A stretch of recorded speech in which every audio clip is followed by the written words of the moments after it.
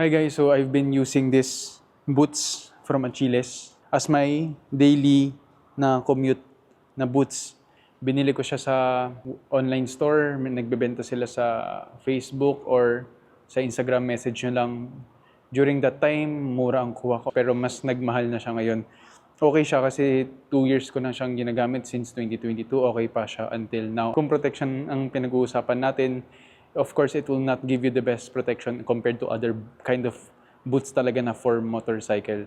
Pero I think this one, for daily, bagay na bagay siya. Na-try ko lang, mangkas dito and see how it goes. I think perfect siya for sa mga naghahanap ng mga for commute lang na day-to-day na boots. Tapos sa pagtali ng sapatos, gusto natin as much as possible, hindi ito nalulusen up. So ang ginagawa ko is once I tie it up, for your safety, ipapasok ko siya dito. Kasi ang mangyayari is kapag naka-loosen up siya, kapag hindi mo siya tinago, nag-upshift tayo, may chance lang na baka sumabit. Kahit ganun ang kasimpleng bagay, it can cause an accident. Thank you guys for watching.